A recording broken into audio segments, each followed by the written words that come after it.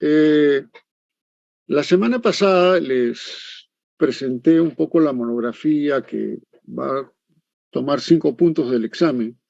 A mí me es importante estos trabajos porque los alumnos, de alguna manera, se les está tratando de preparar para que eventualmente hagan un trabajo en el futuro. Y entonces, una de las problemáticas que tienen los alumnos en la facultad es que poco escriben y que a veces es necesario un poco asignarles trabajo para. Entonces, les pedí a la gente del salón que hiciera un trabajo sobre un procedimiento del COES, o sea, cómo el COES plantea, cómo opera el sistema eléctrico, ¿no? Entonces, si ellos operan el sistema eléctrico, uno se pregunta cómo lo hacen. Y entonces, o sea, si ellos lo que coordinan, dan las órdenes de despacho y en cada momento están supervisando cómo funciona el sistema eléctrico, entonces la idea es un poco tener un mejor manejo de cómo se hace la operación. La hipótesis que yo tengo es que la mayor parte de los alumnos, sus deseos es trabajar en una compañía de electricidad de generación o transmisión o con el coordinador que se encarga de la operación, que es el COES. Entonces, les pedí un poco que lean eh, o vean unas láminas que hizo una presentación de qué es el COES, digamos, y entonces le va a ser más fácil plantearse. La pregunta es, ¿ya todos tienen idea de cómo funciona el COES? Por ejemplo, Michelle Ruiz, ¿tú cómo ves? ¿Tienes idea de cómo funciona el COES ya? ¿Me escuchas, Michelle? Sí, genial, buenas tardes. Sí. Sí, Bueno, sí, con la clase anterior y los PPTs sí ya tengo una visión más general ya, de cómo se puede por eso. ya, pero digamos entonces, ¿tú crees que fue útil esos PPT o te parecen muy enredados? No, ingeniero, sí, está bien entendido. Ya. A ver, Lisette, ¿tú cómo ves las presentaciones del COE? ¿Se han entendido ya o tú crees que se requieren explicarlos? Ah, yo creo que se debería explicar un poco más para tener algunas cosas más claras. Ya, pero, pero entiendes un poco qué cosa es un procedimiento, o sea, simplemente cómo ejecutan sus tareas en el COE, ¿cierto? Sí, profesor. Ya, o sea, tú quisieras un poco una mayor aclaración. Mm, sí. Bueno. Carlos Torres, ¿tú cómo has visto el trabajo? ¿Tú crees que es posible realizarlo? ¿Tienes dificultades? ¿Qué cosa es lo que estoy planteando?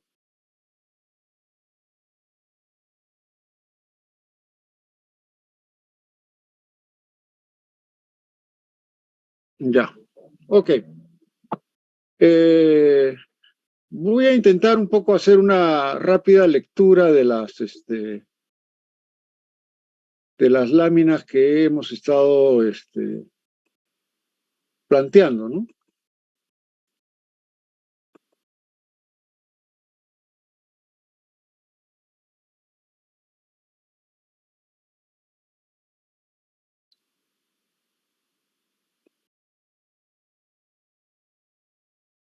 A ver, voy a tratar de explicar rápidamente algunas cosas.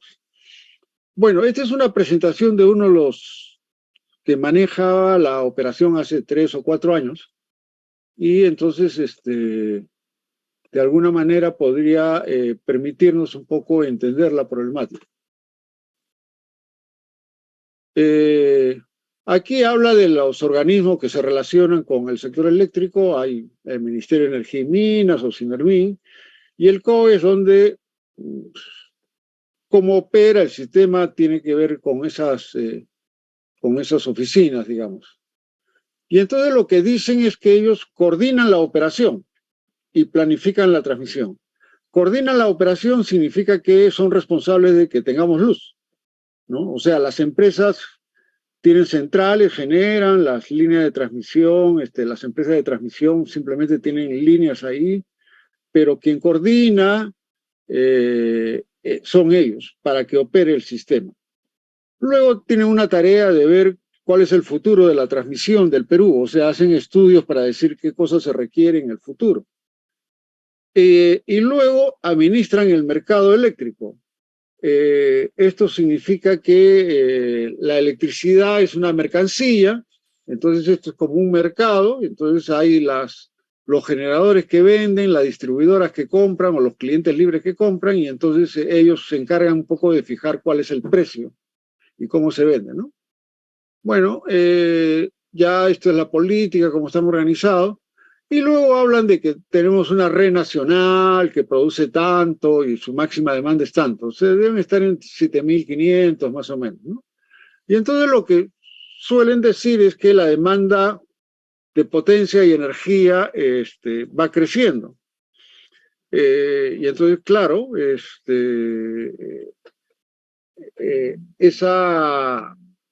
ese crecimiento, digamos, se tiene que dar en el futuro también, y entonces, de alguna manera,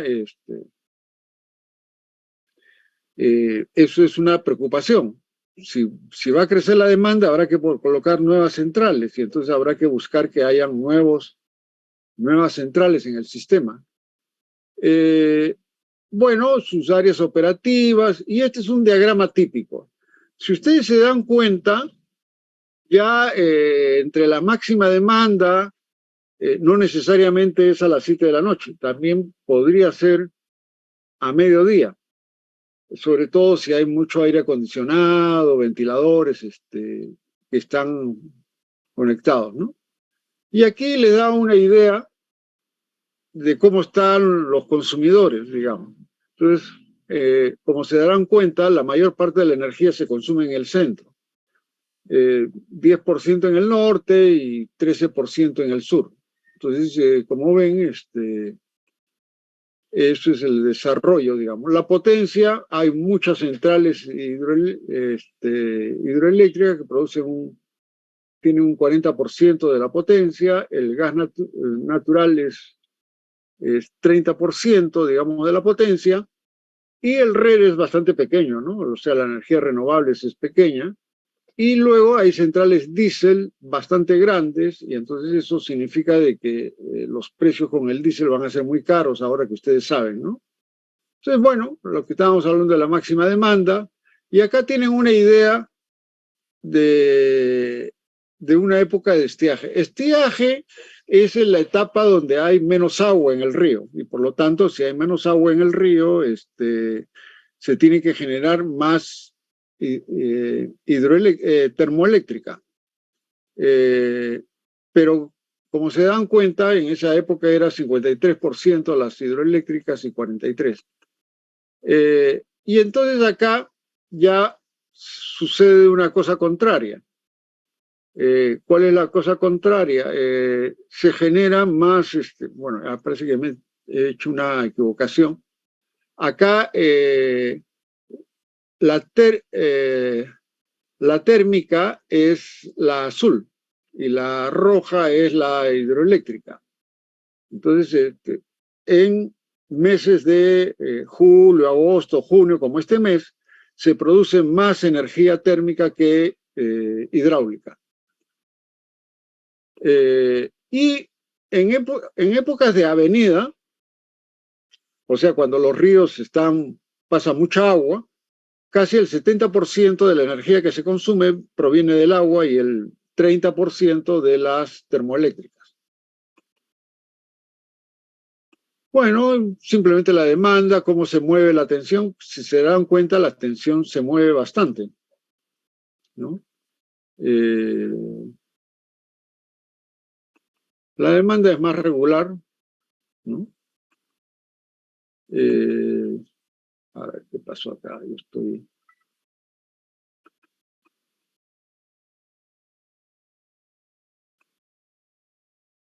acá la tensión en 220, y después en 500 también se mueve la tensión, y acá la frecuencia, ¿no? La frecuencia ahora se hace en forma automática y entonces tiene un comportamiento más regular entre 60-15, 59-75, ¿no? Sí, para algunos días.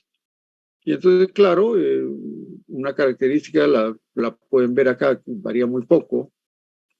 Y bueno, acá están un poco las centrales que hay en el país, las grandes, y cómo se evolucionan las líneas de transmisión también, ¿no? O sea, cuántas de líneas hay. Las potencias efectivas que hay, y luego las características de las centrales eólicas, digamos, en el Perú, ¿no? Si se darán cuenta, es muy variable.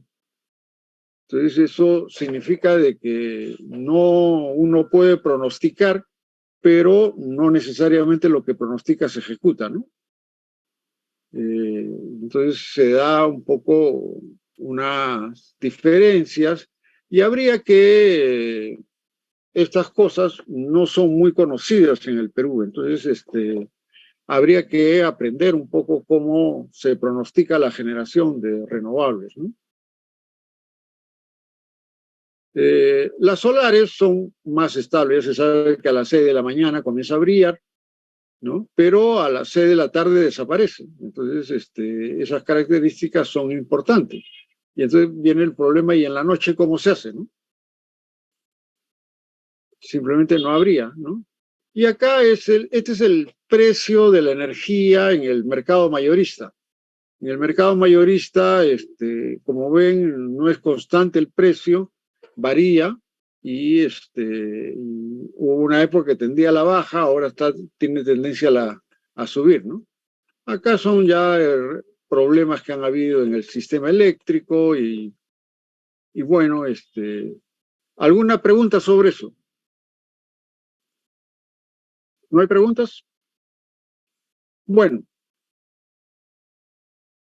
eh, yo voy a picotear rápidamente las láminas para que ustedes tengan una idea de cómo funciona, digamos, pero el supuesto es que ustedes van a necesitar preguntar y de alguna manera aclararse, ¿no? Bien, la operación se planifica de un día para otro, de una semana para otra. Entonces, hay un equipo de gente que se encarga de hacer esos análisis. ¿Por qué hay que programar? Ante la eventualidad, pues, o sea, ante que puedan fallar, a que crezca la demanda y no haya suficiente generación. Entonces, la gente suele hacer estudios, y ustedes deben comprender un poco que hoy en día la gente cree un poco que los equipos eléctricos no fallan, porque son conscientes de que si no hay electricidad es casi como dejar de existir. Entonces la electricidad se ha vuelto tan vital que necesitamos un poco gente que lo esté planificando para funcionar. Bueno, esta es la estructura, y acá está un poco cómo ellos hacen esa gestión de la programación, ¿no? Y entonces, ¿de qué estamos hablando? La programación es de mediano plazo, o sea, un mes, 6 meses, un año. La programación semanal, o sea, cada día de la próxima semana, y la programación del día. Entonces, pronostican la demanda, ven un poco qué mantenimientos hay que hacer y de alguna manera definen qué centrales deben operar, ¿no? Entonces tienen programas para hacer todo esto, ¿no? Anual, semanal, diario y en tiempo real.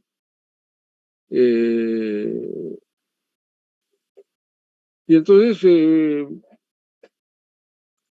¿qué es lo que buscan? Que opere con la mayor seguridad y calidad y que cueste lo menos posible, ¿no? Entonces tienen que elegir adecuadamente, ¿no? Entonces hay la programación de mediano plazo, de corto plazo, de las intervenciones, o sea, del mantenimiento, y disponibilidad de combustible, porque uno puede programar, pero no hay petróleo en los tanques, o sea, o gas, ¿no? Por una serie de razones. Y luego ya a mediano plazo ellos tienen un programa que les permite evaluar un poco más a largo plazo, calculan los precios, es un poco, tienen que venir supervisando, ¿no? Bueno, entonces aquí es lo que ellos hacen los estudios, en fin, ¿no? Entonces está explicado un poco cómo ellos trabajan eso, ¿no? Ahora vendría, ya la gente lo ha programado, ahora hay gente que está operando. Entonces, ¿qué hace esa gente que está operando? Esa gente que está operando está mirando su tablero, ¿no? Está frente a computadoras. Entonces, de ahí ellos van a dar órdenes, controles, van a estar supervisando que se cumpla lo que ellos han programado. Bueno, seguimos con cosas generales. Tienen que monitorear la demanda cada media hora, ver si hay desviaciones. Tienen que ver la disponibilidad de agua en las principales cuencas, ¿no? Deben tener reservas, o sea, uno nunca sabe cuándo va a fallar el sistema y por lo tanto deberían tener reservas por si acaso. Es como en el fútbol, no hay equipo de fútbol que no tenga un conjunto de gente que está lista para entrar a operar si es que algo falla. Y también hay el control de la generación, ¿no? Acá tienen un registro de la frecuencia, eso significa que continuamente cambia la demanda, entonces por lo tanto tiene que cambiar la generación. Mientras se da eso, la frecuencia es la que es la señal, digamos, ¿no? Después hay normas entre las cuales la atención debe funcionar y acá ven una línea de 220. Eso de que ustedes trabajan en 220 es una fantasía, ¿no? O sea, hay veces sube, baja, en fin, tiene un conversamiento no estático, ¿no? Bueno, también si es que hay una falla, un colapso, falla una central, falla una carga, se desconectan cargas, y luego ellos deben ver cuál es la estrategia para recuperar las cosas, ¿no? Bueno, acá hablan ya de las normas que ellos siguen. Entonces, van a hablar que sus normas que les aplican a ellos que están operando son la 06, la 09, la 16, la 22, la 25. O sea, están hablando de normas que solamente se encargan para operar, ¿ya? Entonces hay la reprogramación de la operación, coordinación en tiempo real, rechazo de carga, reserva rotante, factores de disponibilidad, en fin, hay toda una...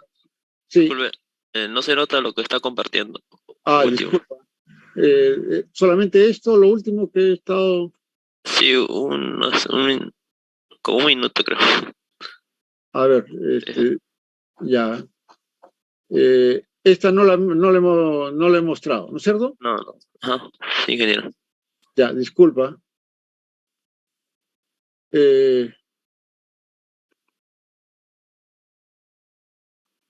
Bien.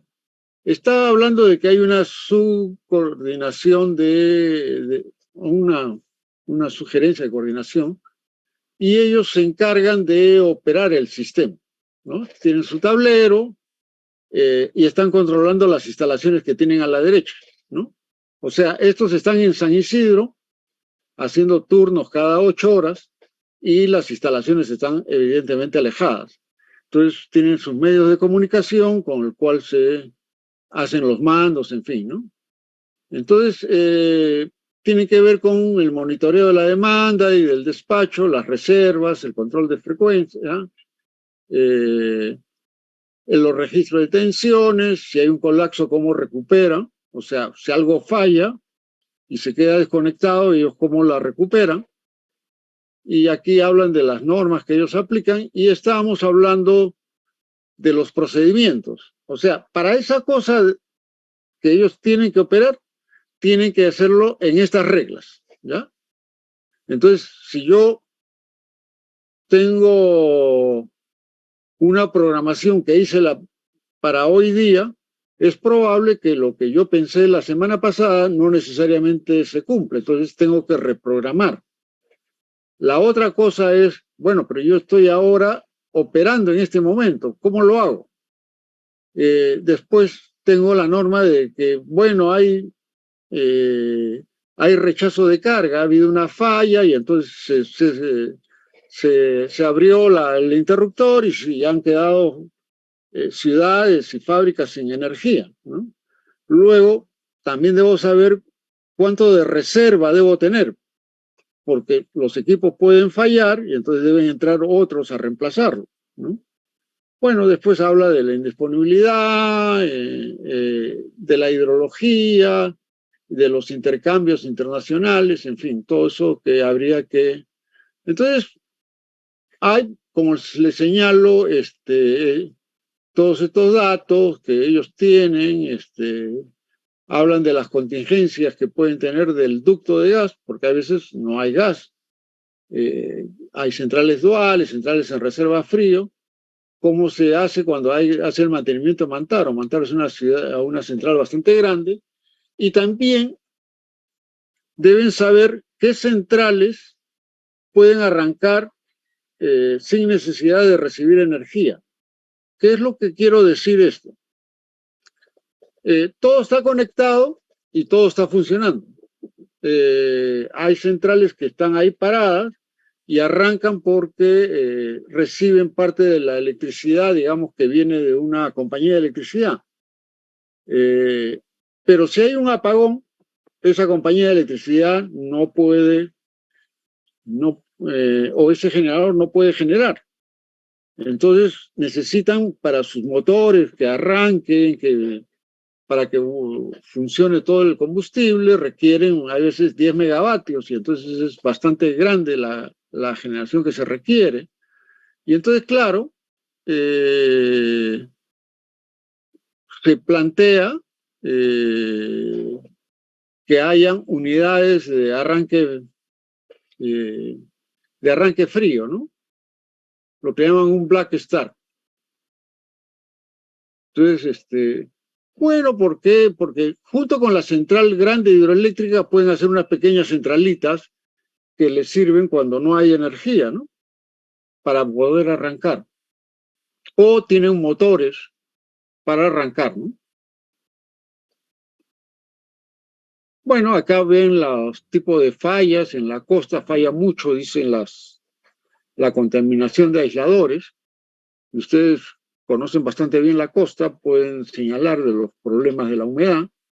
Después en la selva y en la sierra hay muchos rayos que caen. Y después también hay el problema de que los conductores, en las noches por el frío, se cargan con hielo, ¿no? Alrededor del conductor. Entonces eso puede causar problemas. Después tenemos las centrales RER, cómo funciona. Y entonces las solares funcionan durante el día nada más y en la noche no pueden dar.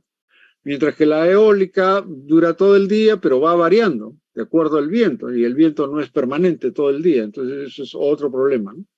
Bueno, aquí hablan de retos futuros, cómo es el equipo de trabajo, cuáles son los turnos que ellos tienen,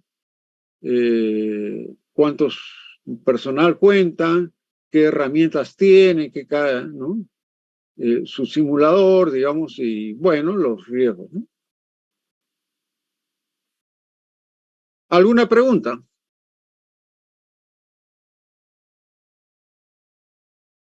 Ingeniero, disculpe. Sí. Sobre el trabajo de ingeniero, yo agarré un tema que se llama servicio voluntario, pero no sé a qué se refiere con servicio voluntario. Bueno, el título es servicio voluntario de restricción manual de suministro. Pero el término servicio voluntario, no tengo un concepto así. Pero ¿en qué caso se aplica? eh, El servicio voluntario es el siguiente, a ver. ya, por favor. Eh, yo tengo una central de 300 megavatios y yo parte de esa energía, digamos 250 megavatios o 200, ya tengo un cliente que me va a comprar, ya negocié y me va a comprar 200 megavatios, ¿ya? Y entonces los otros 100, yo podría decirle al COES que esos 100 megavatios están disponibles para que ellos regulen.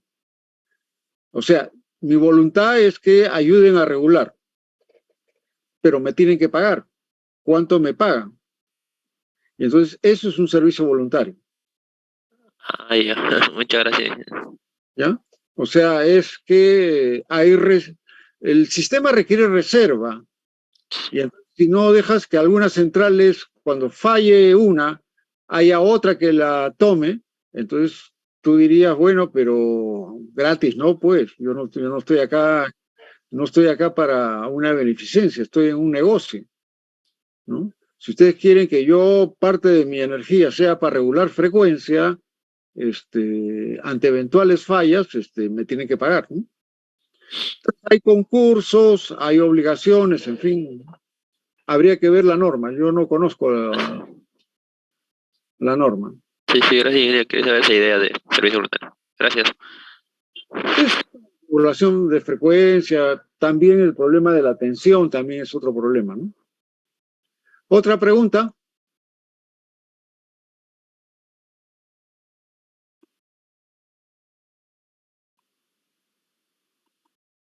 A ver. Recién he acabado el primer día, son 5 días.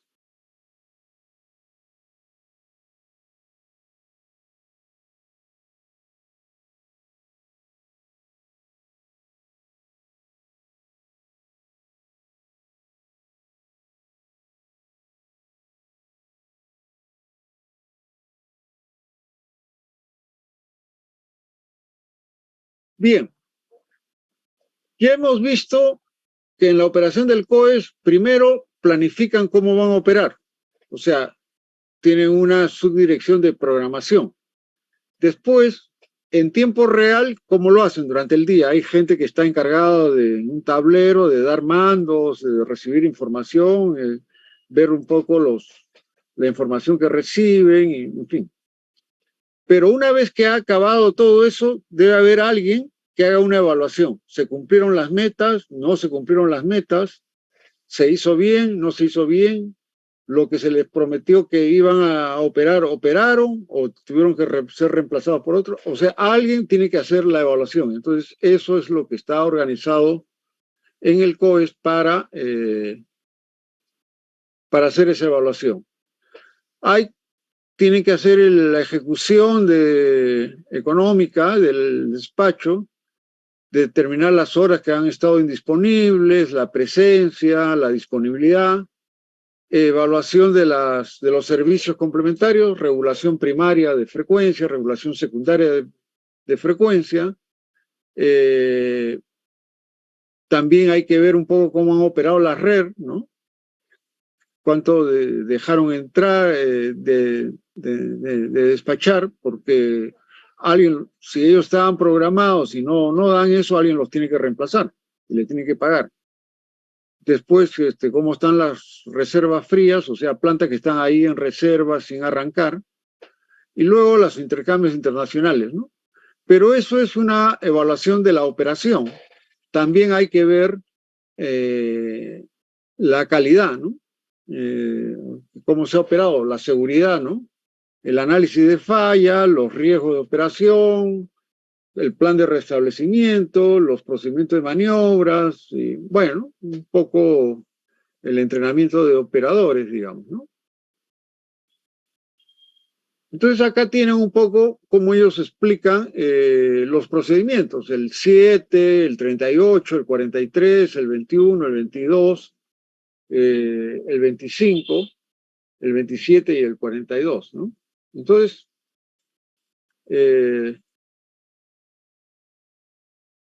cómo se hacen los costos marginales, ¿no? Cómo son sus programas que intervienen.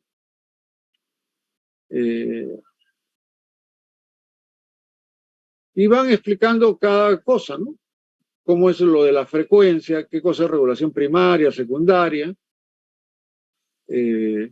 Bueno, la idea es que sepan cómo lo plantea el COE, pero ahora ustedes tienen que decir, bueno, ¿y en qué teoría se basa eso? ¿No? Yo no puedo simplemente, el trabajo no es copiar lo que dice el COE, sino interpretar y decir si lo hacen bien o lo hacen mal, ¿no?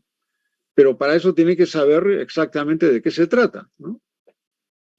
Bueno, los servicios complementarios, regulación de frecuencia, ¿no? Primaria y secundaria, cómo se hace, y las compensaciones, ¿no? Entonces, las indisponibilidades, en fin, ¿no? O sea, en realidad, este ingeniero vino a la universidad a explicarle a los alumnos cómo funciona. Y eso es lo que ha hecho con sus procedimientos, ¿no? ¿Alguna pregunta sobre estos procedimientos? Encima les dice dónde hay que buscar.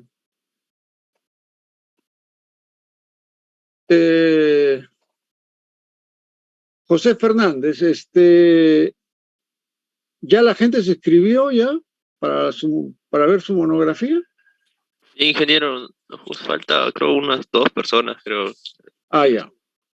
Hoy le envío, ingeniero, ya. Ya, Le pero envío ya la está lista. claro, digamos, para los alumnos de qué se trata, digamos. Sí, la mayoría tiene ya, sí, tiene Pero, el tema que va a hacer, ingeniero. ya, pero como te digo, si me mandan una copia de lo que ya está el procedimiento, no les pongo nota, ¿no? Ya está Ah, claro.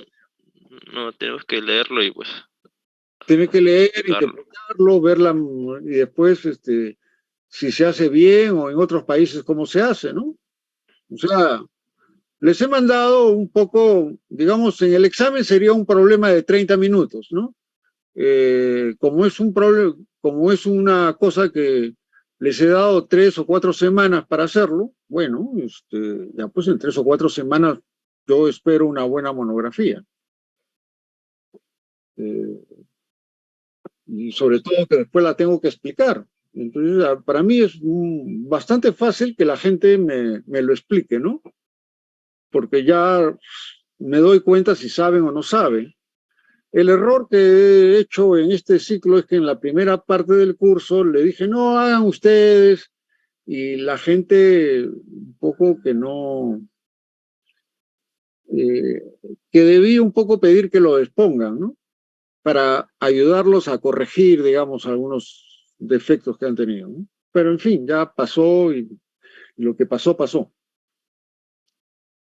A ver, ¿qué otra cosa más tenemos? Profesor, una pregunta, respecto a lo último que mencionó con respecto a la seguridad, tiene que ver también con, por ejemplo, a mí, yo elegí criterios de seguridad a corto plazo para el CEIN. ¿Tiene que ver con ello un poco? Sí, sí. A ver, déjame ver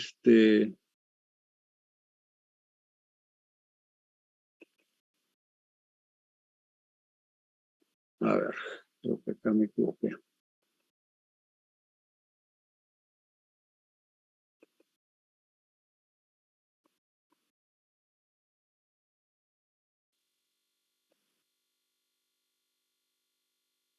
Seguridad operativa, cuando dice de corto plazo, ¿a qué se refiere, profesor? A ver, ¿qué cosa te interesaría a ti si tú estás operando algo? Digamos, tú eres dueño de de un, de de un microbús. ¿Qué cosa te interesaría si te dedicas a un negocio, digamos, de transporte? Claro, que haya seguridad para mí y para todos los pasajeros, ¿no? O sea pero que se cumpla tus normas, ¿no? O sea, que tú digas que no debes ir a más de 60 kilómetros por hora, menos de 20, que dejes a la gente en su sitio, en fin, cosas por el estilo. Claro, una eficiencia también y Ya, cumplimiento enorme. ya, pero eso sería un poco la seguridad. O sea, que la gente quisiera que haya continuidad del servicio. O sea, tú no aceptarías que llegando a tu casa, ¡pum!, no hay luz. Ah, ya. En todo caso, se refiere a garantizar la calidad del servicio, algo así. Sí. Y por eso es que hay todos estos procedimientos, todas estas cosas, ¿no? Ah, ya. O sea, ¿qué cosas no tienes claro? O sea, como dice criterios de seguridad, pensé que se refiere más también a lo que es la seguridad en cuanto a a la maniobra, ¿no? Y a la operación. También, pero la idea que tú tienes es, dices, bueno, yo tengo un sistema eléctrico, ya, muy bien, quiero que me sirva ese sistema eléctrico. ¿Bajo qué criterios tú deberías operar esos sistemas? Que sea económico, o tú aceptas que opere lo más caro posible, no importa. Claro, económico. Ya, eso es un criterio, ¿no es cierto? El otro criterio era que sea seguro, que tenga continuidad el servicio. Entonces espero que los ingenieros analicen, vean un poco que si falla algo, continúe el servicio, ¿no? Que haya suficiente reserva, ¿no? O sea, tú dices, yo voy a dar examen y vas con un solo lapicero. Se te acaba la tinta a la mitad del examen. ¿Qué grado de seguridad estás aplicando en ese examen tú?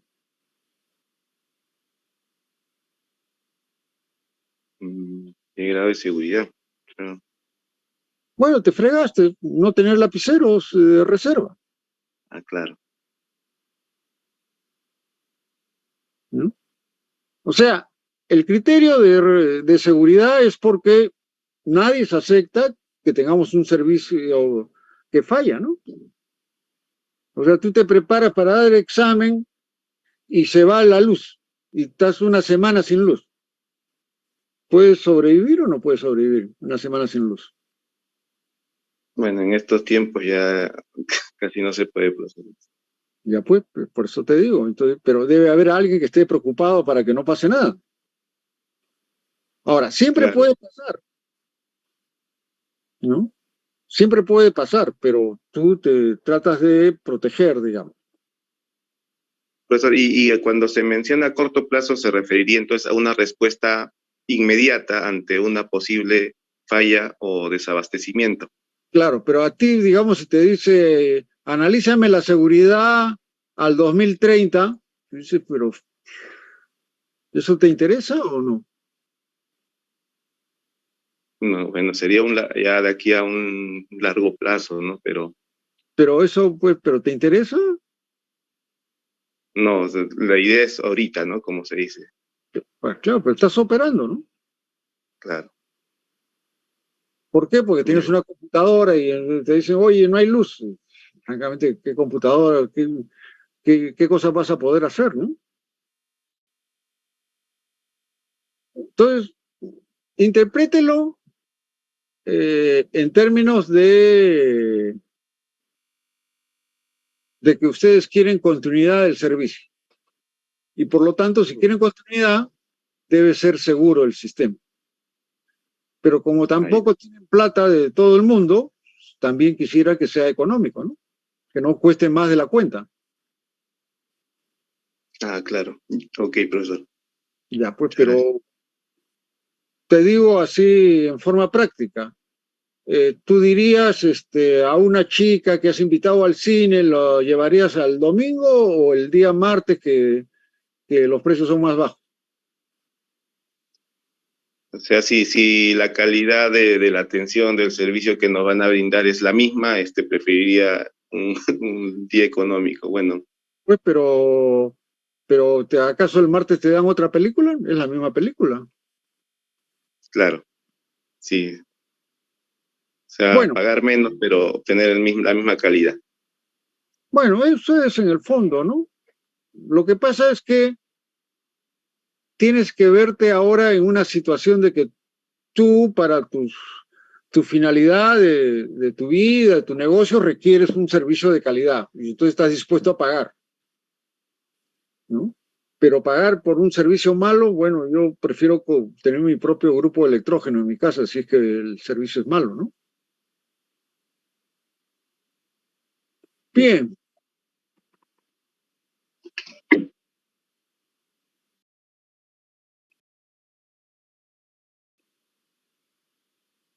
Bueno, pasemos a una última lámina porque ya se me ha ido casi una hora en esta cosa. Y planteemos el mercado eléctrico, ¿no? ¿Cómo es esto del mercado? Y entonces ellos tratan de explicar en manera muy simple. Dicen que la electricidad es una mercancía, igual que la papa, igual que el trigo, igual que cualquier producto, que la gasolina, en fin. O sea, y entonces te dicen, oye, pero es un producto medio raro porque no se puede almacenar, ¿no? Luego toma el camino de menor resistencia. Luego te dicen que va a la velocidad de la luz, ¿no? Y luego te dicen que hay diferentes tecnologías para producir. Hay centrales solares, hay hidráulicas, hay térmicas, en fin. Y luego que es un producto homogéneo, todos son iguales, ¿no? Y entonces, claro, otra vez viene con este problema de que la demanda, cómo lo entiende la economía, la oferta, y el punto de equilibrio, ¿no? Entre la oferta y la demanda, ¿no? Lo que hacen los profesores de economía, ¿no? Y entonces vamos a hablar de entre los que venden y los que consumen, y entonces tienen los que ofertan y los que demandan, ¿no? Entonces dicen, bueno, ahí hay un producto que te voy a entregar, que yo nunca lo he visto, pero sí lo que veo es el dinero que me obligan a pagarle a la compañía de electricidad, ¿no? Y luego el punto de equilibrio y cómo funciona este mercado eléctrico, ¿no? Las estructuras, los consumidores finales, hablan de clientes libres, regulados, donde hay competencia, hay oferta, hay demanda, hay monopolios, y cómo se interrelacionan, ¿no? Y cómo funciona este mercado, digamos, quién consume, quién vende. Entonces hablamos del mercado del COES, qué cosa venden, qué cosa compran, ¿no?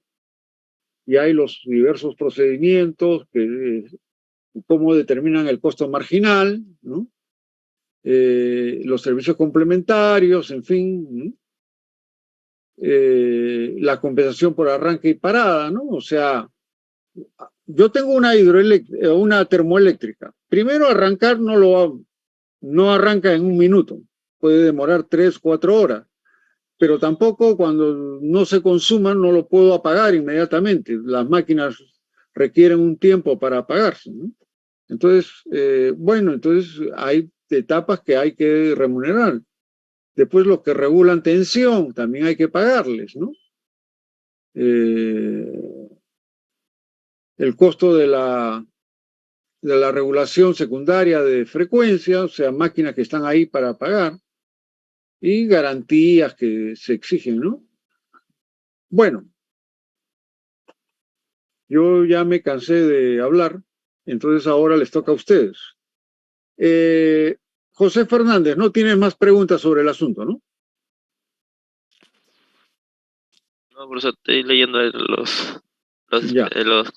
los decretos, ¿no? Estoy leyendo de mi tema. Ya. Lisette Letona, ¿tú tienes alguna pregunta?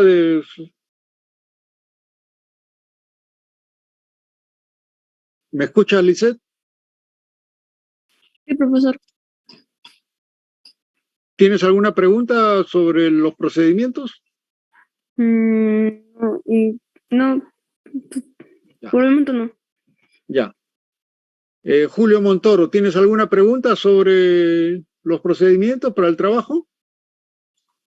Buenas tardes, profesor. Bueno, la verdad recién estaba leyendo, no sabría decirle, aún no tengo dudas. Ya, pero ya hace una semana y no has tenido ninguna duda, medio raro, ¿no? Hay gente que está Sí, esperando los últimos días para hacer el trabajo, pero les adelanto que no va a salir bueno el trabajo si lo hacen a último momento, ¿no? como les digo, si me repiten un poco, me copian lo que hay, les voy a decir, pero ahí no has trabajado nada y no tengo por qué darte nota, ¿no? Sebastián Mejía, ¿tienes alguna pregunta? ¿Me escuchas, Sebastián? Sí, ingeniero, no tengo ninguna pregunta por ahora. Alejandro Mesa, ¿tienes alguna pregunta? ¿Me escuchas, Alejandro? Bueno, no responde. Carlos Torres, ¿tienes alguna pregunta?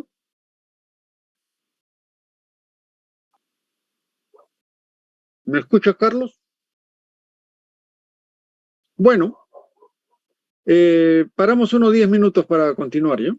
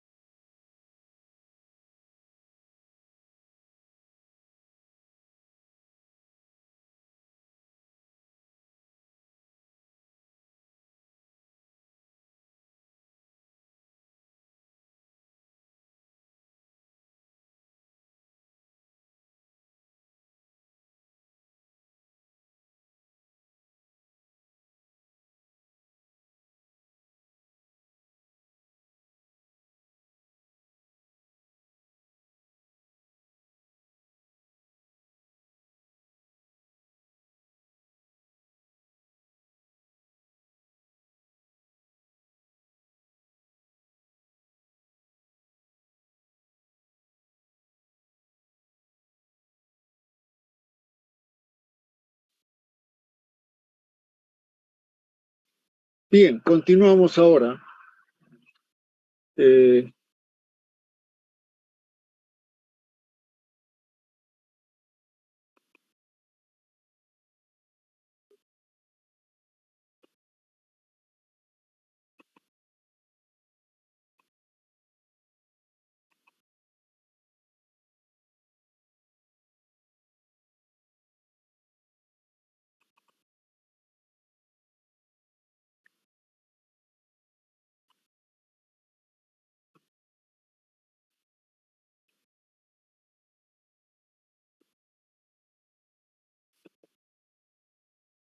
En la clase anterior empezamos a ver el problema del despacho económico.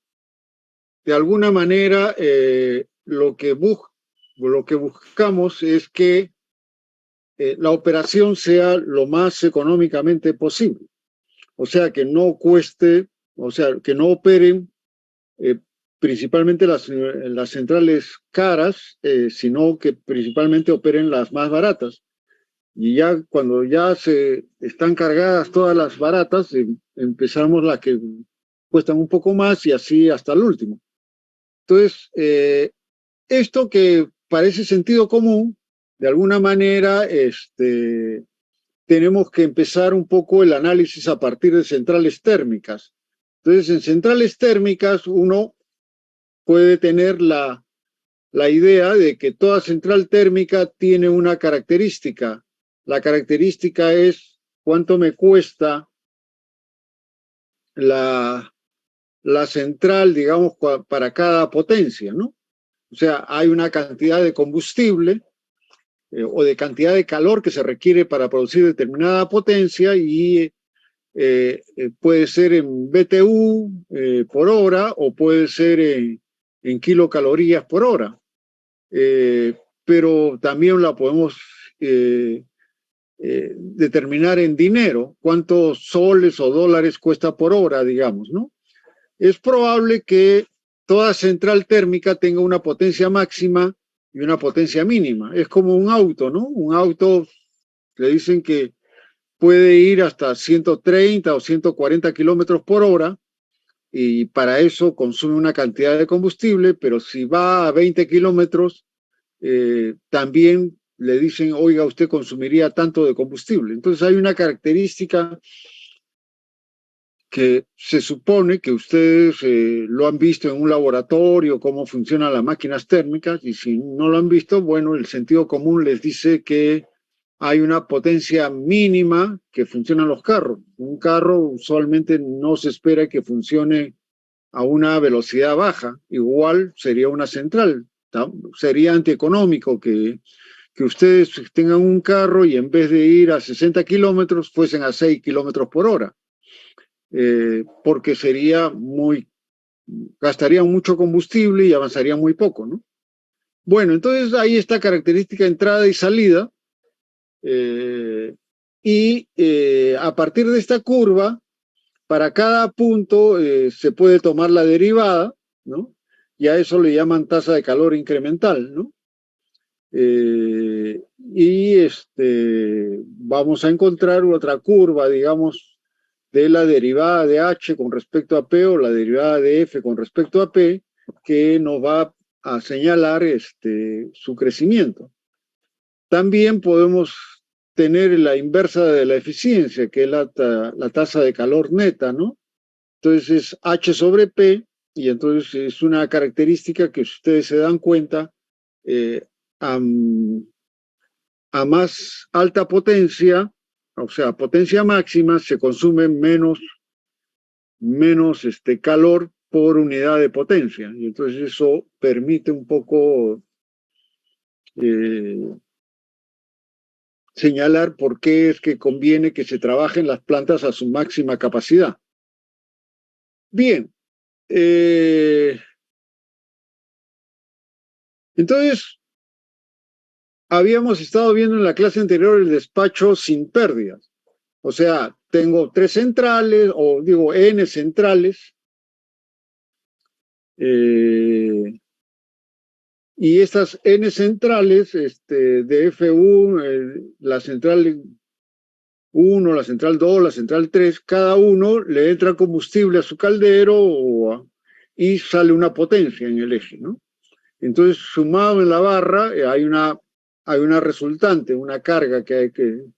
Y entonces se pide formular el problema.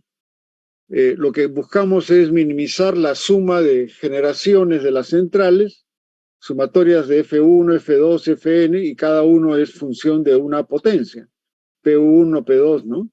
Y la otra es esa minimización que queremos está sujeto a restricciones, que la potencia que generan las centrales tiene que ser igual que la carga, o sea que es igual a 0, y entonces le piden a ustedes aplicar Lagrange para hallar ese óptimo, digamos, ¿no? Se une mediante Lagrange, ¿no? Un lambda phi, y luego para hallar el óptimo habría que derivar. Entonces, simplemente estamos aplicando análisis 1 o cálculo 1, ¿eh? No hay ninguna magia ahí. Y entonces, si uno plotea o grafica las diversas características de las centrales, se va a dar cuenta que para que sea óptimo, todas las centrales deben despachar al mismo costo incremental, ¿no? Y eso es lo que vamos a ver en un ejemplo, en fin, se supone que ustedes han revisado estos ejemplos y ya saben de esto, ¿no? Bueno, el otro problema que estamos viendo es, bueno, las centrales que alimentan a una carga pasan a través de una red de transmisión y esa red de transmisión tiene pérdidas y si tiene pérdidas entonces habría que formular la ecuación de otra manera.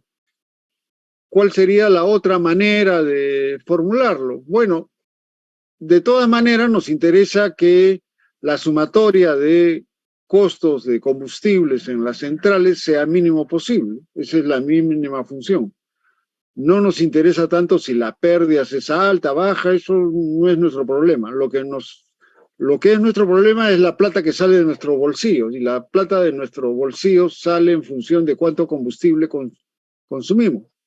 Y luego la solución es que la potencia que generan las centrales tiene que ser igual lo que pide la carga más las pérdidas que hay en las líneas. Y eso debe ser igual a 0, ¿no?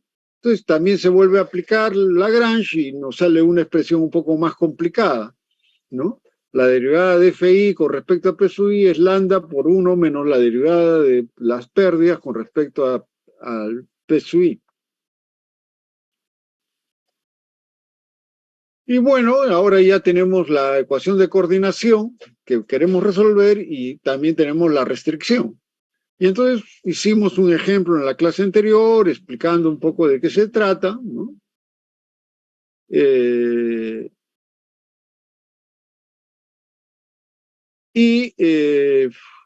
Ahora vamos a entrar a un problema más complicado.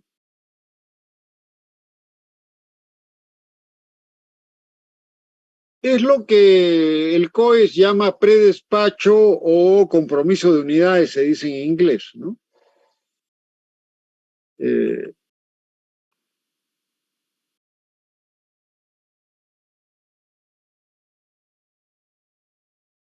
Bien, entonces estamos en el problema de que yo tenía n unidades para operar. Pero alguna gente me dice, pero también puede ser menos que n, ¿no?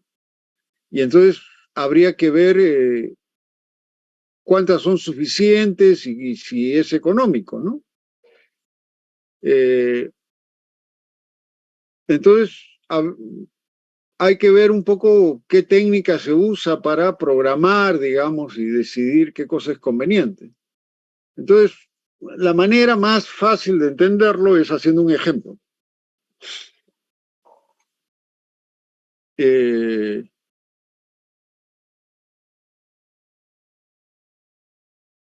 Entonces, tenemos 3 unidades, cada una con una característica. La primera es de 600 megavatios, la segunda es de 400 megavatios y la tercera es de 200. Y también me dan su costo de combustible, ¿no? O sea que puedo calcularlos ahí. Y entonces me dicen, oiga, usted tiene una demanda de 550 megavatios. Bueno, 550 megavatios, pero tengo una central de 600, otra de 400 y otra de 200. O sea, 1200 para satisfacer 550. Entonces esos 550, la unidad 1, la unidad 2, la unidad 3, yo podría decir, bueno, que opere una de ellas, que operen dos de ellas o que operen las tres. Y entonces yo tendría que hacer todos los cálculos para ver cuál me sale menor costo, ¿no? Entonces comienzo un poco este juego de ver todas las posibilidades de que operen, ¿no? Y entonces, claro, si las tres están apagadas, la solución es cero. Pues no funciona. Si la más chica de 200 para dar 500 megavatios tampoco alcanza. Que opere la planta de 400 tampoco alcanza. Entonces ya solamente nos damos cuenta que va a funcionar cuando tengamos mínimo 600 megavatios, ¿no? Y entonces, claro, la situación para generar 600 es que funcione la segunda y la tercera. Otra condición sería que funcione la primera y la tercera. Y luego que funcionen la primera y la segunda, o que funcionen las tres. Cuando hemos hecho el despacho económico hemos operado con las tres, pero de repente habría que calcular todas las situaciones. Este problema de tres es fácil de resolverlo. Ustedes ven en la última columna, y la última columna les muestra que lo más económico es que solamente arranque la planta de 600. Bueno, cuando son tres es 2 a la n, o sea, 2 sobre 2 a la 8, me salen 8 posibilidades. Pero si tengo, como en el COES, 30 o 40, 2 a la 30 me sale un número bien grande. Y la máquina va a estar ahí operando todo el tiempo. Entonces habría que tener alguna técnica que haga esa optimización lo más rápido posible. Y de eso se tratan estos problemas, ¿no? Por ejemplo, hay también los problemas del tiempo mínimo en operar. Tú arrancas, pero tampoco la máquina puedes apagarla inmediatamente, ¿no? También hay un tiempo que las máquinas se tienen que enfriar para volver a arrancar, ¿no? Y lo otro es que si hay 10 grupos para arrancar, no tenemos 10 operadores, o sea, usualmente tenemos menos, entonces hay que hacerlo por etapas. También hay unidades que están obligadas a operar. Digamos,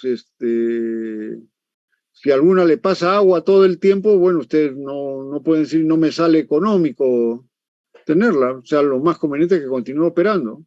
También puede ser por regulación de frecuencia o porque hay plantas de carbón que le toma una semana arrancar, entonces casi se espera que mejor siga operando que estar cada rato esperando una semana para que arranque, ¿no? Bueno, entonces, ¿cuál es la idea, digamos? ¿Qué métodos podemos tener en este caso? Podemos tener lista de prioridades, o sea, por ejemplo, hacerlo de mínimo costo al máximo costo, ¿no? Que es como despacha el COES. El despacho del COES se basa en los costos que tienen las centrales, ¿no? Entonces, primero entra la más barata, después la que cuesta un poco más, y así al último están las carísimas. Pero también puedo usar programación dinámica, o sea, puedo ver optimización y también puedo usar relajación lagrangiana, ¿no? O sea que son métodos de optimización que uno puede ver, digamos. Entonces yo le dejo un ejemplo para que ustedes vean un poco cómo se resuelve. Pero lo que es claro es que en cada periodo hay múltiples posibilidades. Y entonces hay que ver esas múltiples posibilidades, cómo es que va disminuyendo el costo, ¿no? Y no tomar el mayor costo posible, ¿no? Bien. Otro aspecto que hay que tomar en cuenta, a ver,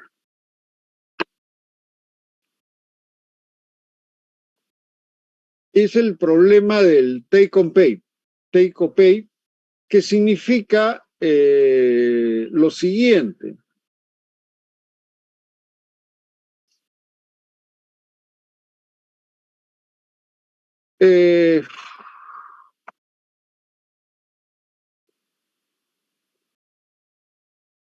Ustedes tienen una central a gas. Y entonces los que venden gas, que es Pluspetrol, lo que les va a plantear es lo siguiente. Yo me comprometo a invertir dinero para sacar gas en Camisea, pero tú tienes que comprometerte a pagarme, consumas o no consumas.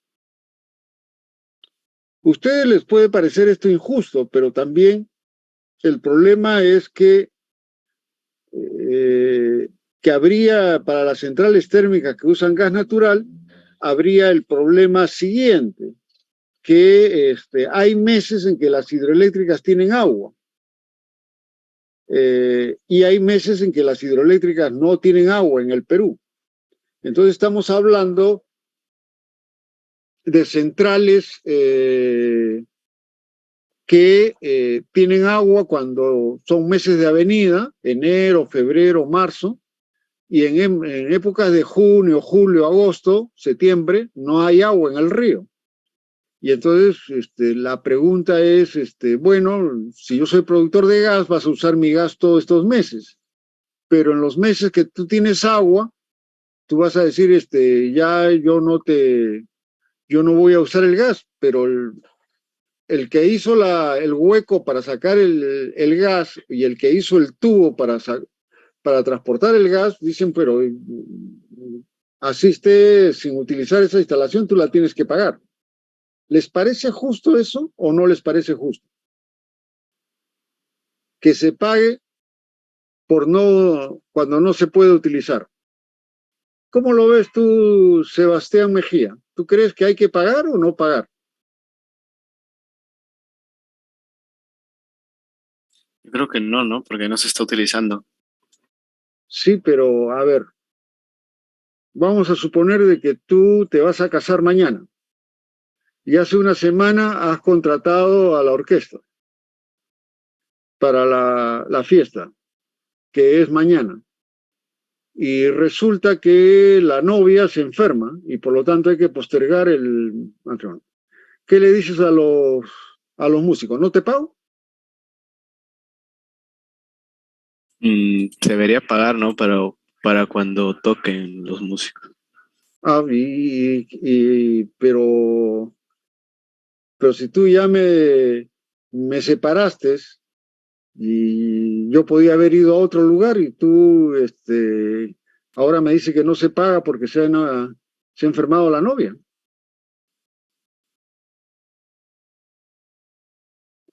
En ese caso sí, ¿no? Debería, poniendo del lado de los músicos, sí, también te debería pagarlo. Ya pues, pero entonces, ¿no te parece justo que tú me digas, bueno, yo estoy en Chilca, he puesto una planta térmica ahí de base a gas natural, que me debe llegar a la planta? Ya muy bien, va a llegar a tu planta. Pero hay alguien que va a hacer un hueco en medio de la selva para sacar el gas. Y ahí hay otro que va a poner unos tubos para traer el gas. Ya ellos ya hicieron toda la instalación para sacar el gas y para transportarlo. Y tú le dices, bueno, yo le voy a pagar solo cuando use el gas. Y entonces el tipo te dice, no, entonces no hago la inversión, te quedas sin gas. O sea, tenemos que arreglar antes que yo empiece a construir. ¿Quieres gas? Me tienes que asegurar el ingreso. ¿Tú qué le dirías, Sebastián?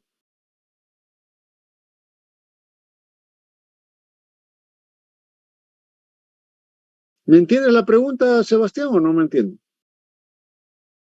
No, no lo tengo claro. A ver. Eh, tú te llamas Calpa, o te llamas Enel, o te llamas Engie, y pones una planta de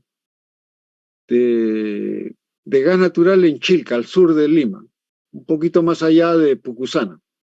Ya, ahí está tu planta. Pero tu planta requiere combustible. Y el mejor combustible sería un combustible que no sea caro, como la gasolina o petróleo diésel. Tú le dices gas. Ya, entonces viene una compañía que te dice, yo tengo gas ahí debajo de la tierra. Y te viene otra compañía que dice, oye, yo tengo tubos, te puedo hacer el transporte del gas. Y tú le dices, bueno, fíjate, yo quiero gas, pero hay veces la demanda es baja y no puedo producir. Pero el que hizo la inversión en el tubo y el que hizo en el campo, lo hizo no para vivir cuando a ti se te ocurra pedir que utilizarlo, sino ponerte ahí todo disponible. Ya que no lo uses es tu problema. ¿No te parece justo?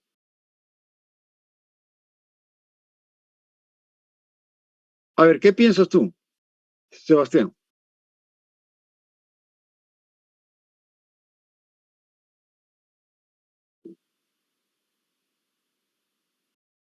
¿No me escuchas?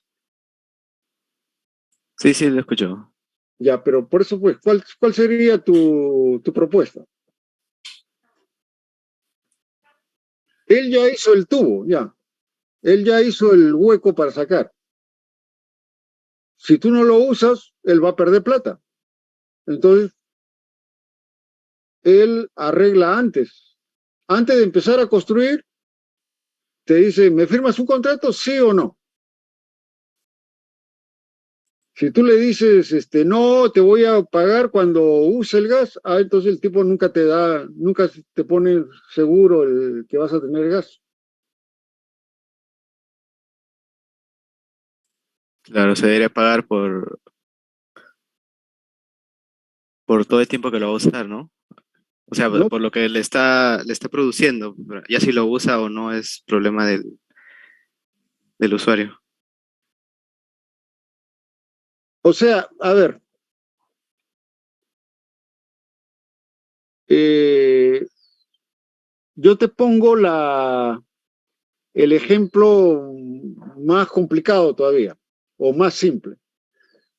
Eh, en mi época, los partidos de fútbol eran a las 3:30 o 4 de la tarde en el Estadio Nacional, ¿no? De estos de Alianza, en fin, Melgar. Eh, entonces, a las 3 de la tarde, tú llegas al estadio y preguntas cuánto cuesta un sándwich de lomo y te dicen 10 soles. Y en ese momento, quien coloca el precio es el vendedor de sándwich. Te dicen 10 soles vale y tú dices, bueno, si quieres comer, paga, y si no, no. No quieres comer, no lo pagas, ¿no?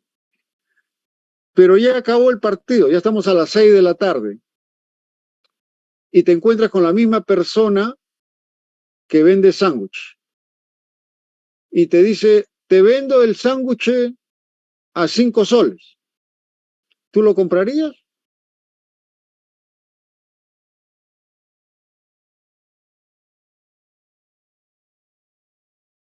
¿Me entiendes, Sebastián? Sí, sí. Pero en mi caso, no, igual no lo compraría. ¿Ah? En mi caso, igual no lo compraría.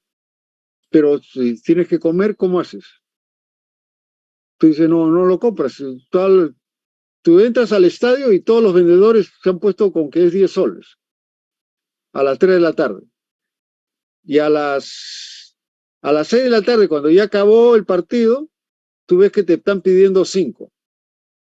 ¿Tú crees que le podías ofrecer 2 soles o no?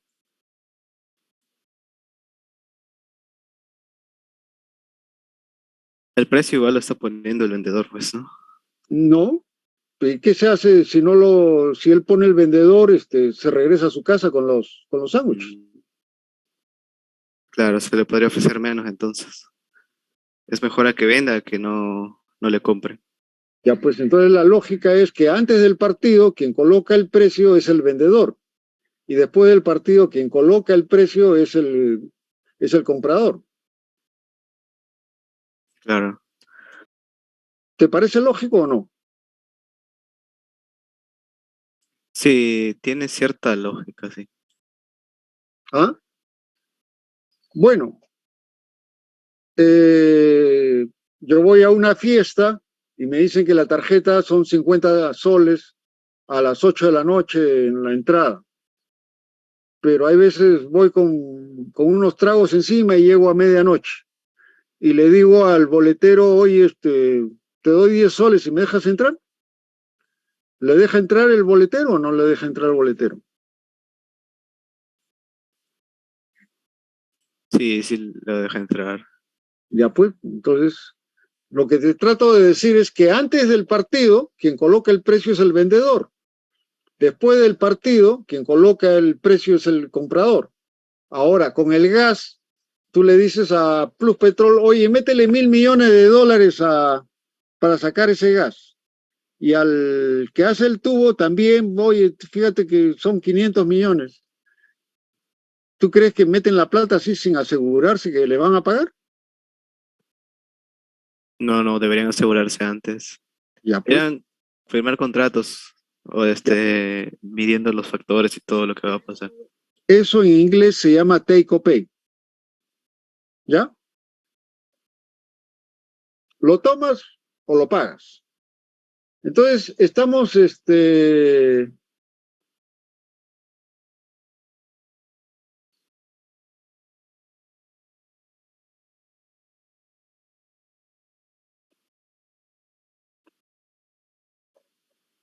entonces, ¿qué cosa es lo que sucede en el mercado peruano del COES? Hay centrales que están obligadas a comprar gas,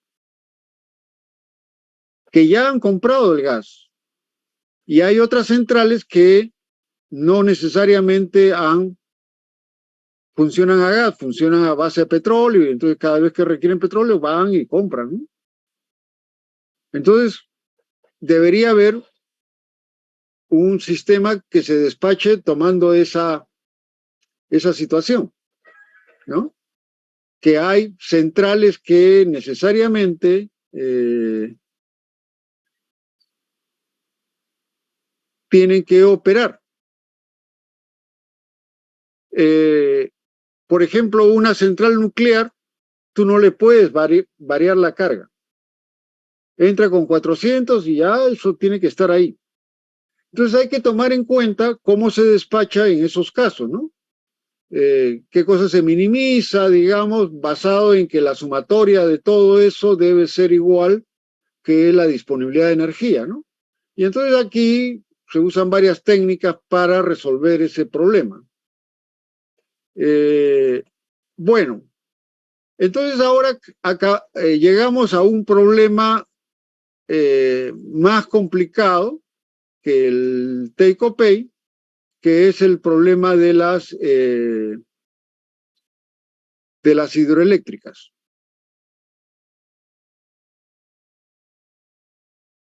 Y entonces se presenta ahora un problema con las hidroeléctricas. ¿Cuál es el problema que se presenta con las hidroeléctricas?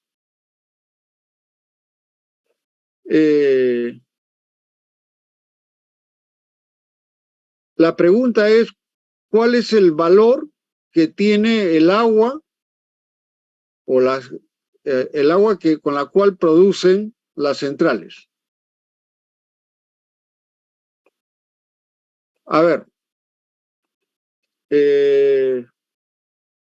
ahora estamos con un problema de que en el Perú, a diferencia de otros países, bueno, Perú, Colombia, Brasil, Chile, Noruega, o sea, muy pocos en el mundo, producen a partir de hidroeléctricas, o sea, agua que cae, agua que nos permite generar electricidad. Entonces, viene una situación interesante.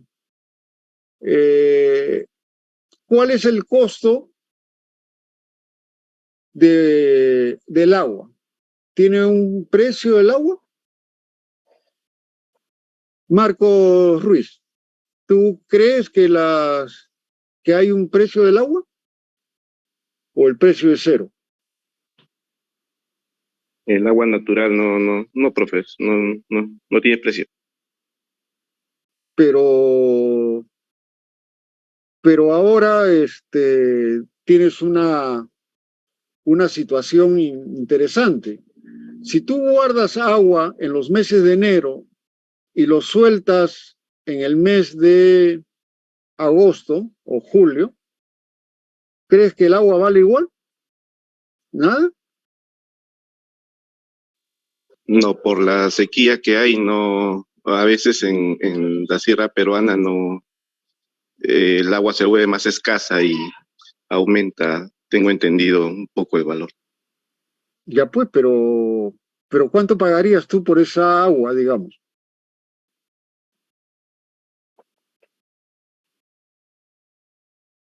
O sea, Tendría que saber cómo calcular los costos, ¿no? pero te hago una manera más sencilla. Tú debes haber escuchado de un jugador de la Alianza que se llama Valdir Sáenz. Era un Ya. buen jugador hace unos 10 años o 15 años. Y él trabaja o es jugador de fútbol de los 11 amigos de Ventanilla. ¿Ya? Y entonces me imagino que le pagan pues muy poco por los 11 amigos de Ventanilla. Si tú lo reemplazas, ¿no? Tú, Mato Ruiz, vas a reemplazar a un jugador de fútbol de, de Ventanilla. Y entonces tú dices, bueno, es un club así de barrio, no me van a pagar mucho, ¿no? Hasta cero podría ser. Pero si tú reemplazas a Messi en el PSG, ¿cuánto ganarías? Claro, mucho más, pues. Ya pues, pero a quién estás reemplazando es el que te va a definir cuánto te van a pagar. Ah, ya, claro. ¿O Sí, no? sí. Sí, porque el trato, claro, supuestamente es como que me esté contratando, digamos, para hacer su reemplazo ese día, ¿no? Algo así. Claro, pero lo estás reemplazando a alguien que tiene un valor. Ya. Pero si tú tienes agua que has guardado en enero y lo tienes en agosto, si tú dices, bueno, ya no usen mi agua, ¿qué cosa haría el sector eléctrico, digamos, para generar electricidad?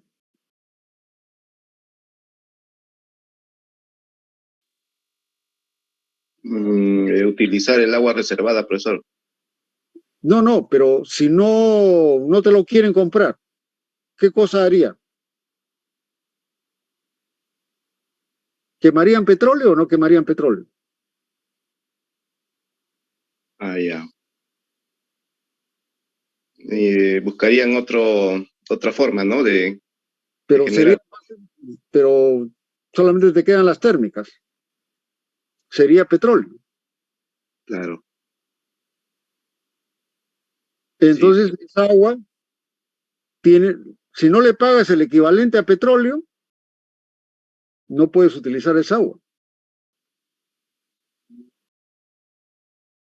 Ah, ya, claro, sería una compensación en todo caso, ¿no?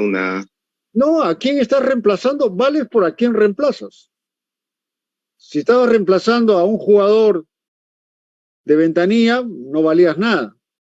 Pero si estás reemplazando a Messi en el PSG de París, vales lo que vale Messi. Y entonces, en el despacho, en el mes de agosto, estás arrancando una térmica. Y entonces vale lo que cuesta la térmica. Ah, claro, tiene sentido, sí. ¿Ya? Pero por eso, pues, o sea, si, digamos, todos ganamos dinero ahora, ¿ya? Algunos nos las gastamos mañana y otros lo guardan para su vejez. Los que guardan, tú le puedes decir, oye, préstame, y el tipo te va a decir cuánto me vas a pagar por ese dinero mío. No, pero es que cuando trabajamos tú guardaste, si me prestabas, y ya, pues sí, pues, pero ya pasaron, ahora estamos en la época de las vacas flacas. Entonces me pagas lo que vale ese dinero. ¿Me entiendes un poco la lógica de los negocios? Porque eso es un poco el sentido de los despachos hidrotérmicos, ¿no? O sea, ahora estamos con una situación de que el agua tiene etapas donde hay mucha agua y hay meses donde no hay agua, ¿no? En avenida, enero, febrero, marzo, hay mucha agua y en el mes de julio, agosto no hay nada de agua. Entonces, hay que hacer estudios para saber cuánto hay o cuánto es probable que haya. Además, hay veces el agua se requiere para irrigaciones, recreación, no para el sector eléctrico o por agua potable, ¿no? Uno diría, oye, suelta el agua del río Rima a las 7 de la noche porque a las 7 de la noche es mi hora punta. Y lo que le va a decir el administrador de agua le va a decir, sí, pero la gente requiere agua potable en la mañana, así que lo siento, no te puedo guardar el agua para la noche. Lo vas a tener que usar durante el día. Entonces, ¿qué es lo que hay que ver? Bueno, en el corto plazo habría que ver que el mínimo costo se tenga, que se use la cantidad de agua, que se permita que no se pierda, ¿no? O sea, viene el agua a un reservorio, que es lo que se muestra acá, R en el tiempo, Q es lo que sale para la central, pero también ese reservorio va a variar durante el día y puede haber rebose. Entonces puedo hallar una ecuación de continuidad entre T1 y T2, ¿no? Donde el volumen 2 es igual al que hay en el comienzo, más donde tenemos un flujo que trae el río, menos lo que sale para producir, menos el rebose por un delta de tiempo, ¿no? Y esto nos da una ecuación de continuidad, ¿no? La derivada del volumen en el reservorio es AR del tiempo, lo que llega, menos Q lo que sale para generar, menos el rebose. Y entonces, claro, ahora tengo este problema de hacer un despacho de centrales donde hay las hidroeléctricas, ¿no? O sea, hay un caudal que llena un reservorio, hay un caudal que se usa para descargar, producir electricidad, y tengo otra central térmica, ¿no? En inglés es heat, por eso o steam, digo, vapor. y la PSUH es la hidroeléctrica. Entonces, bueno, acá yo no puedo minimizar el agua, lo que voy a minimizar es el costo de las plantas térmicas, sujeto a que tengo el caudal que viene ahora y que debo utilizar una cantidad de agua total. No puedo que me sobre ni que me falte. Y sujeto a otro balance. Y entonces sumo todas las ecuaciones y trato de resolverlo, ¿no? Y voy a aplicar Lagrange y voy a derivar haciendo igualdad a cero y voy a resolver este problema, ¿no? Y entonces hay un método iterativo, hay otro método de gradiente y yo puedo resolver este problema en el corto plazo. Bien. Como ven, el problema de despacho se convierte ya en otro drama. ¿Cómo se hace el despacho del agua, ¿no? Entonces, es evidente que uno siempre busca que su producto sea lo más caro posible, ¿no?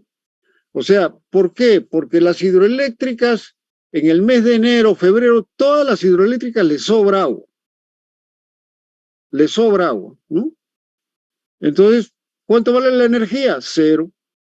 ¿Por qué? Porque todos tienen. Si tú dices, yo no vendo, bueno, el otro me lo va a dar y tampoco pueden guardarse el agua.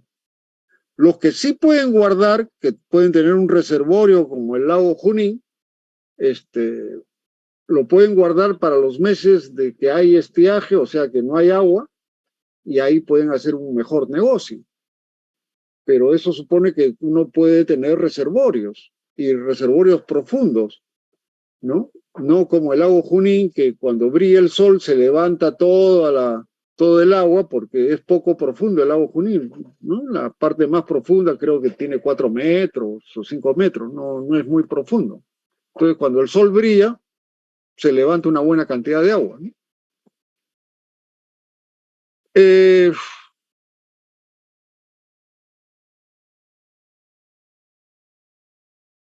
Ahora viene el problema de largo plazo. ¿Qué es el problema de largo plazo?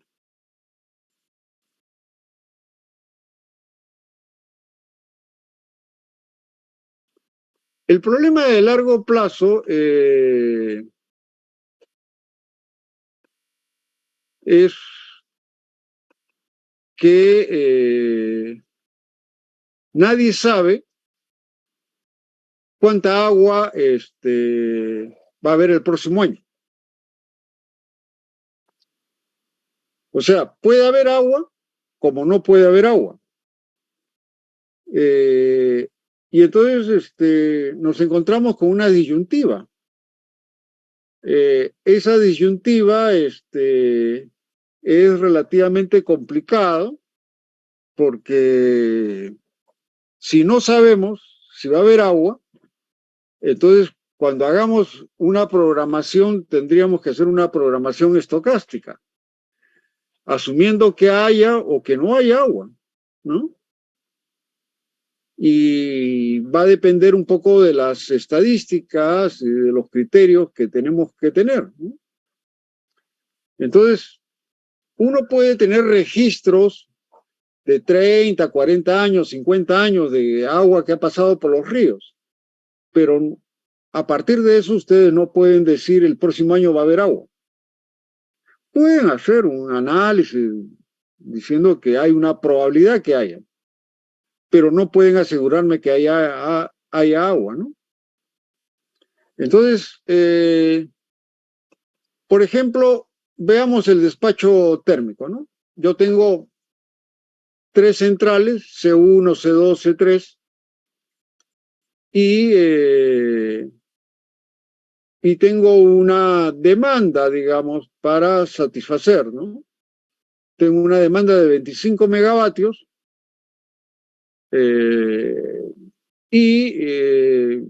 voy a hablar de que tengo 3 centrales. La primera cuesta $0 por megavatio hora y el tamaño de la central es 10 megavatios hora. La central 2 es de 30 megavatios hora y cuesta $3 el megavatio hora. y la central 3 cuesta $1 por megavatio hora y tengo una capacidad de 5 megavatios hora. Pero la demanda es 25. ¿Cómo despacharía esta situación? Bueno, por orden de mérito. Primero, las más baratas.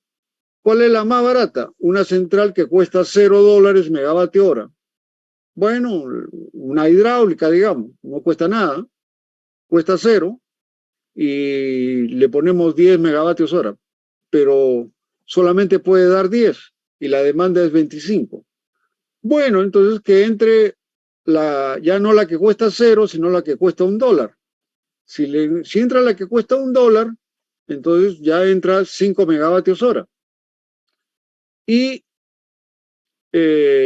Pero me falta para llegar a los 25. Entonces hay una central C2 que cuesta $3 el megavatio hora y tiene una capacidad de 30. Bueno, de ahí tomamos 10. Entonces, si ustedes se dan cuenta, ahora sacamos un poco lo que cuesta cada uno. Cuando entró la central C1 costaba 0, 10 por 0 es 0. La central 2, que estaba a $3, era 10 por 3, ¿no? No, estoy equivocándome. La central C3, que cuesta $1, son 5 megavatios, bueno, sería 5 por 1. Y finalmente los 10, que está a $3, y entonces el costo total que me sale es 35, ¿no? Y así es como funciona el COES. El último que despacha es el que marca el precio. Y a eso le llaman el costo marginal. Ahora veamos el problema de las hidroeléctricas en el despacho, ¿no? Y vamos a tomar dos situaciones que queremos. ¿Qué pasa si hay agua almacenada? Decidir si se utiliza o no se utiliza depende si hay agua en el futuro. Entonces hablemos de dos centrales. Una central térmica que cuesta $2 el megavatio hora y una central que usa agua. Evidentemente que el agua no cuesta. Y entonces se imagina la demanda es 1 megavatio y se cubre con solamente una de ellas, ¿no? Entonces veamos un poco qué cosa puede pasar. Entonces vamos a hacer este despacho. Si el próximo año hay agua, yo ahora lo vacío, me cuesta 0. Como el próximo año va a haber agua, me va a costar 0, mi costo total es 0. Pero como yo no sé el futuro, también podría decir que lo dejo lleno. Si lo deja lleno, el reservorio, arranca la térmica y le cuesta 2. En el futuro va a haber agua, entonces ya pues guardó y encima ahora viene lluvias, tomó agua, bueno, finalmente va a arrancar la hidroeléctrica y le va a costar 0. Y entonces estamos en que el costo es 2. Bueno, eso es en la hipótesis que yo he decidido que hay agua. Como yo no sé el futuro, el otro análisis es que no hay agua. Si no hay agua en el futuro, o sea, el próximo año no hay agua, o sea, hay dos posibilidades el próximo año. ¿Hay agua o no hay agua? Hemos hecho que hay, ahora vamos a hacer que no hay. Entonces, si yo vacío mi reservorio que tengo agua, mi costo va a ser 0 porque no arranco la térmica. Y que el futuro no va a haber agua, bueno, me va a costar 2 porque de todas maneras tengo la térmica que puedo arrancar, me cuesta 2 y entonces el costo total es 2. Si lo dejo lleno, arranco la térmica y me cuesta 2. Pero en el futuro no hay agua, pero como lo guardé, entonces gasto esa agua y me cuesta 0 y me sale 2. Entonces, veo cuál es mi costo esperado. Vacío es 1, lleno es 2. Significa que para atender la demanda con la hidroeléctrica el costo marginal debe ser $1, ¿no? El megavatio hora. Bueno, esto es un poco el tema. Complementariamente, los que hacen planificación de la operación tienen que hacer un análisis de largo plazo. ¿Por qué? Porque toma más tiempo y hay que... y no sabemos el futuro. Lo que tenemos son estadísticas y vemos un poco cómo es el acoplamiento. Entonces hay que analizar. Para la hidroeléctrica, ¿utilizo los embalses? ¿No utilizo los embalses? Si el caudal futuro es húmedo, o sea, va a haber lluvia, entonces va ok. Si es seco, va a haber déficit, igual, ¿no?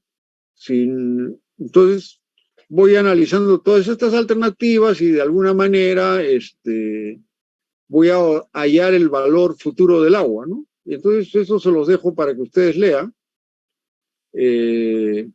Pero ya es más complicado. Para nuestro curso basta con el despacho de corto plazo, ¿no? O sea, cómo yo tengo un reservorio, lo utilizo, no lo utilizo, y de eso se trata. Bueno, ¿alguna pregunta?